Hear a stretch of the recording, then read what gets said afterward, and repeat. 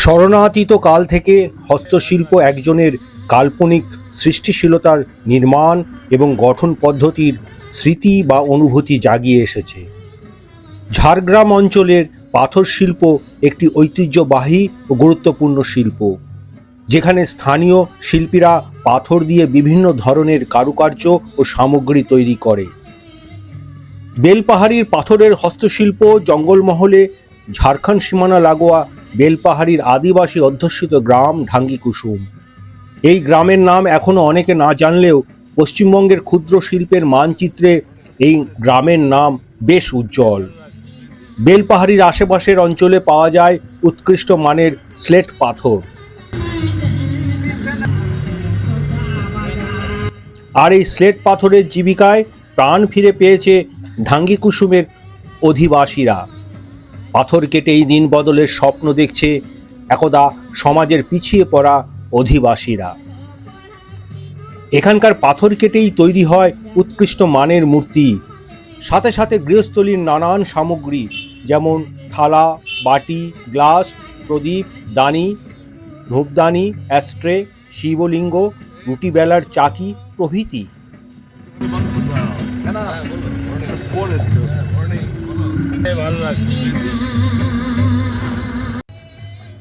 আমি এখানে আছি খাঁদারানিতে। এখানে কাকাকে পেয়েছি, তিনি পাথর শিল্পী। পাথরের কাজ করে পাথর কেটে নানান মূর্তি, নানান দেবদেবীকে তিনি প্রতিষ্ঠা করেন, জীবন দেন। আমরা পাথরের কাজ করি, বুঝলেন। এই সকল পাথরের আপনি যেটা খুশি চাইবেন সেটা বানিয়ে দিতে পারি এবং সব পাওয়া যাবে। পাথরের জিনিস, অরিজিনাল জিনিস। বলো কাকা, এই কাজটা তুমি কতদিন ধরে? আজ আমার এই কাজটা করছি আজ 70 বছর বয়স। আমি কাজ করছি আপনার 16 বছর বয়স থেকে। 16 বছর বয়স থেকে? 16 বছর বয়স থেকে এই কাজ করছি। কাকা ওইদিকে তাকিয়ে দাও। হ্যাঁ, আমাদের এই ছাড়া কোনো কাজ নেই। আমাদের এই দেশে কি কাজ করব? হয় জঙ্গলের গাছ কাটো, তাছাড়া পাথরের নানা রকম জিনিস তৈরি করো, শিল্পী কাজের জিনিস। এই করে আমরা জীবনযাপন করে চলি। এবং কলকাতা শহরে যে হস্তশিল্প মেলাগুলো হয়, তাতে ওই মেলায় ডাক করে আমরা যাই। এখন আমার একটু শরীর অসুস্থ বলে যেতে পারি নাই। কলকাতা থেকে, দিল্লি থেকে, দার্জিলিং, শিলিগুড়ি প্রত্যেকটা জায়গায় আমরা মেলাঘাটগুলো করি। তোমার নাম কি কাকা? আমার নাম হচ্ছে নবকুমার মিস্ত্রি। নবকুমার মিস্ত্রি। আচ্ছা কাকা, তুমি যে এই যে পাথরের যে মূর্তি তৈরি করো পাথর কেটে, এই পাথরটা কোথা থেকে পাওয়া যায়? পাথর পাহাড়ে পাওয়া যায়। পাহাড় মানে কোথায়? আশেপাশে কোন পাথর? এই যে এখানে গাররাসিনী পাহাড়, এই ধারে আছে গাররাসিনী পাহাড়। গোয়াল বেড়ে আছে পাথর, এবং এইখানেও আছে পাথর। এই যে পাথরগুলা লাল পাথর। লাল পাথর কি পাথর নাম এগুলো? এটা লাল পাথরই বলে। এইদিকে দেখো, এটা লাল পাথরই বলে। তবে কিন্তু এটার জিনিস, এটা খুব একটু মানে বার্নিশ দিয়ে দিলে চকচক করতে থাকে। এটাও খুব ভালো হয়। লোকনাথ থেকে, আপনার থেকে, হনুমান থেকে এরকম বিভিন্ন রকম জিনিস তৈরি হয়। তোমার এই যে পাথর থেকে যে মূর্তি তৈরি করছো, একটা মূর্তি তৈরি করতে কত দিন সময় লাগে? আর মোটামুটি একটা ছোট বানাতে গেলেও মোটামুটি 2 দিন টাইম লাগবেই। 2 দিন টাইম লাগবে, তার কারণ একদিন আনতে হবে, একদিন বানাতে হবে।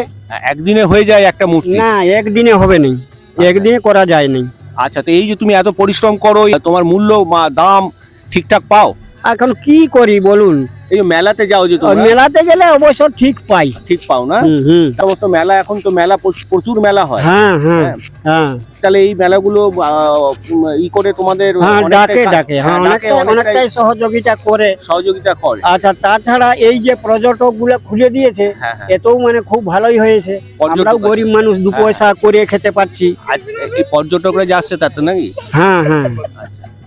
আচ্ছা, তো তোমার এই কাজ ছাড়া তুমি আর কি কাজ করো? আমি এই পাথরের কাজ ছাড়া আমি অন্য কিছু কাজ করি না।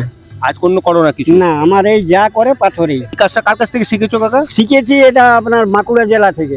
বাঁকুড়া জেলা? হ্যাঁ। বাঁকুড়া জেলা কি? বাঁকুড়া জেলায় মানে ওই শুশুনিয়া পাহাড় বলে নাম আছে, ওখানে বড় বড় শিল্পী আছে, তাদের কাছে ট্রেনিং নিয়ে, এবং আমাদের বিডিও সাহেব অনেক সাহায্য করেছিল, এখানে ট্রেনিং এর জন্য ব্যবস্থা করে দিয়েছিল। বহুদিন ট্রেনিং দিয়েছিলাম, তাতে একটু এই যে জয়লাভ করেছি। তাতে এই সকল কর্ম করে এখন জীবনযাপন করে খাচ্ছি। আচ্ছা, তো সরকারি সুবিধাগুলো তো পাচ্ছ? হ্যাঁ, ওই মেলাঘাটগুলো দেয় আর কি। মেলাঘাটগুলো দেয়, তোমাদের ওখানে থাকার সমস্ত কিছু জায়গা দেয়। হ্যাঁ হ্যাঁ, তো দিনে এইখানে যে বসেছো, এই পর্যটকরা আসছে, আসে আসে। কিরকম তোমার ইনকাম হয়? হয় মোটামুটি ভালোই হয়, মানে দিন হাজিরিটা যে হাজিরি খাটি হ্যাঁ, সেই হিসাবে বেতনটা তাও? পাই আর কি। 500-600 টাকা হয়ে যায়। হ্যাঁ হ্যাঁ, তুমি যে এই প্রোডাক্ট তৈরি করছো বা এই পাথর কেটে যে করছো, কি মূর্তি তৈরি করো? মূর্তি সব রকমের, গণেশ থেকে, লক্ষ্মী থেকে, সরস্বতী থেকে, কালী থেকে, দুর্গা থেকে, শিবলিঙ্গ থেকে, প্রত্যেকটা জিনিসই তৈরি করি। আচ্ছা, আর তোমার এই মূর্তি যে তৈরি করতে, এই যে তোমার দুর্গার মূর্তি তৈরি করতে কত সময় লাগে? ওটা অনেক সময় লাগে, তার কারণ ওর তো অনেকগুলো ফ্যামিলি তৈরি করতে হয় না, ওটার অনেকটাই সময় লাগে। তা ধরুন অন্তত 1 মাস টাইম লাগে, মানে একটু বড় সাইজ করতে গেলে। আর ছোটগুলো করলে 10-15 দিন টাইম লাগে। ধন্যবাদ। হ্যাঁ, ঠিক আমি আছে। এখানে কোথায়, ভালো থাকুন। এই জায়গাটার নাম কি বললে? এটা খানারানি। খানারানিতে আমি এখানে একটা টুরিস্ট স্পটে এসেছি। সেখানে আমার এখানে একজন কাকা, তিনি পাথর কেটে সে মূর্তি তৈরি করেন। তার এটাই পেশা, এটাই নেশা। হ্যাঁ, এটাই নেশা, ঠিকই বলেছেন। হ্যাঁ, এখান থেকেই তার জীবিকা অর্জন হয়। তিনি এখান থেকেই যা ইনকাম করেন, ঘর সংসার চালান। আপনারা যারা পর্যটক এখানে আসছেন, ঝাড়গ্রাম অরণ্য সুন্দরী ঝাড়গ্রামে আসছেন, তারা অবশ্যই কাকার এই যে হস্তশিল্প বা হাতের কাজের কিছু নিয়ে অবশ্যই যাবেন। কাকারও কিছু সাহায্য হয় এবং শিল্পীকে আমরা উপযুক্ত মর্যাদাও দিতে পারি। ধন্যবাদ, ভালো থাকবেন, জিরো ব্যালেন্সের সঙ্গে থাকবেন, লাইক, শেয়ার এবং সাবস্ক্রাইব করবেন, অরণ্যের সঙ্গে থাকবেন, অবশ্যই এই অরণ্যে ঘুরতে আসবেন। এই পাথর দিয়ে তৈরি নানান সামগ্রী নিজের বাড়িতে ব্যবহার করুন কিংবা উপহার দিন প্রিয়জনদের। বেঁচে থাক বেলপাহাড়ির ঢাঙ্গি কুসুমের পাথর শিল্পীরা। আমাদের বাংলায় আরও বেশি করে সমাদৃত হোক বেলপাহাড়ির ঢাঙ্গি কুসুমের পাথর শিল্প।